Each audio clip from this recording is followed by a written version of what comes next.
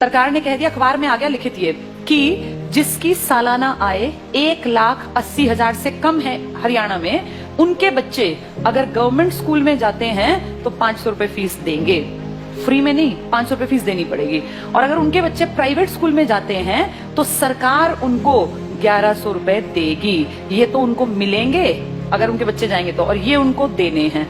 अब बताओ आदमी क्या करेगा? देने वाला काम करेगा, मिलने वाला काम करेगा? भाई आदमी का बच्चा अगर गवर्नमेंट में जाता है तो पैसे देगा और प्राइवेट में जाएगा तो सरकार देगी। बताओ आदमी क्या करेगा? प्राइवेट भेजेगा, अपने घर से 500 क्यों लगाएगा? एक तो सरकारी, एक तो प्राइवेट। तो आम जो ये गरीब आदमी अपने बच्चे को कहाँ भेजेगा? ये देखो कितनी अच्छी चाल है, अगर तुम्हें समझ में आए तो। ये चल रही है सरकार। 1100 रुपए सरकार कहती है हम भर देंगे आपके बच्चे के, आपको चिंता नहीं करनी। अगर आपने सरकारी में पढ़ाया तो कितने रुपए लेंगे? 500। तो आदमी सोचेगा 2 बच्चे हैं, क्यों 1000 रुपए फूकूं, इससे बढ़िया प्राइवेट भेजूं, सरकार देगी मेरे बच्चे के पैसे, देगी भी सरकार। 1-2 साल बाद क्या होगा? सारे सरकारी स्कूल धीरे धीरे क्या हो जाएंगे? खत्म हो जाएंगे, खाली हो जाएंगे, बिल्डिंग खाली, एडमिशन 0। 1 साल 2 साल 5 साल बाद क्या होगा? सारे एडमिशन 0 0 0। फिर सरकार दिखाएगी बजट में कि तो घाटे का नुकसान का सौदा है, सरकारी स्कूल बंद पड़े हैं जी, बिना बात इन टीचर्स को हम इतनी सैलरी दे रहे हैं, चपड़ासी रखे हुए हैं, हेडमास्टर है, कोई बेल बजाने वाला है, बच्चा तो कोई आता नहीं। तो कहेंगे काम करो, इसको बेचो, इस प्रॉपर्टी को बेचना स्टार्ट करो। सरकारी प्रॉपर्टी है, हर गांव में सरकारी स्कूल है। आप सोचो कितने स्कूल होंगे भारत में। धीरे धीरे करके अगले आने वाले 5 से 7 साल का भारत ऐसा बता रही हूँ मैं, जो होगा देखना तुम्हारे सामने। ये सारे स्कूलों का दाम निकलेगा, दाम इन द सेंस भाई जहां जितनी महंगी प्रॉपर्टी है वहां महंगा। अब कौन खरीदेगा पूरे देश की बेल्ट को? जिसके पास पैसा है। तुम और मैं तो नहीं खरीद सकते देश के स्कूल, तो उस देश के पूरे स्कूलों को खरीदने का किसके पास पैसा है? अंबानी और अडानी ये ले लेंगे सरकार से कि जी हम इतने करोड़ रुपए आपको देते हैं, सरकारी स्कूलों के बदले हम डेवलप कर लेंगे।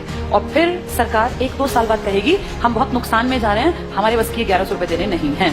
अब गरीब आदमी फंस गया, उसका बच्चा उस टाइम तक 7वीं में पहुंच गया, मान लो पहली से स्टार्ट किया था, 5-6 साल दिए पैसे, अब अटका दिया, हम तो नहीं देंगे पैसे, पढ़ाना है पढ़ा लो, तो अनपढ़ रख लो। अब वो बेचारा गया कि वापस सरकारी में जाके देखो तो सरकारी पे तो ताला है, बोर्ड बदला हुआ है। किसके पास है वो बोर्ड? अब अंबानी। अब अंबानी अडानी प्राइवेट स्कूल है, तो वो जाके फीस पता करेगा तो भैया मैं तो नहीं पढ़ा सकता। वहां से भी गया और वहां की औकात नहीं है, दोनों गए। आने वाले समय में आदमी वो पढ़ा पाएगा जिसके पास बहुत ज्यादा पैसा होगा। देखते देखते तुम्हारी सारी सुविधाएं सरकार से छीन छीन के किसके पास पहुंचाई जा रही हैं?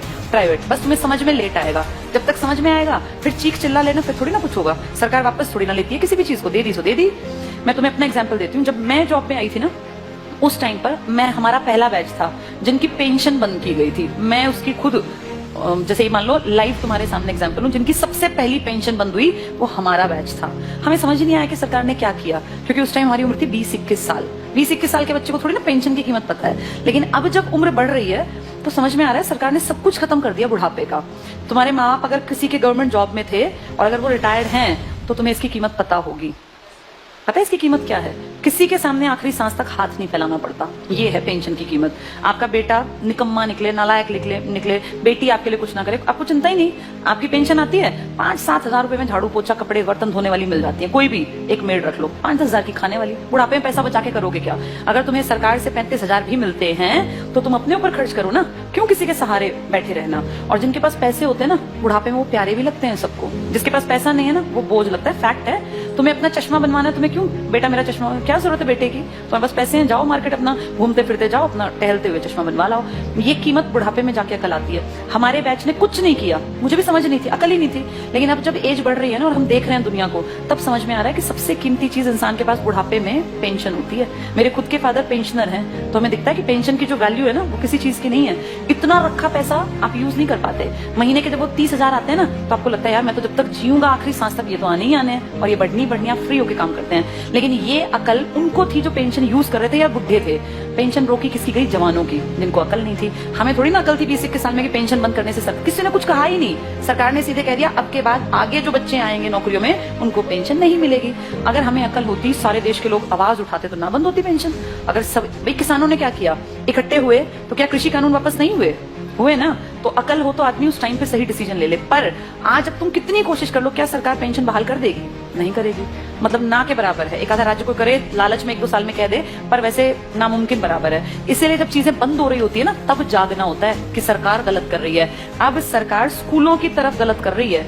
इसकी अकल 7-8 साल बाद की जनरेशन को आएगी, जब वो देखेंगे कि पढ़ाने के लिए ना तो सरकारी बचेंगे और प्राइवेट मुंह खोल के पैसे मांगेंगे। अब या तो पढ़ा लो या तो अनपढ़ रख लो, फिर फंसेंगे लोग।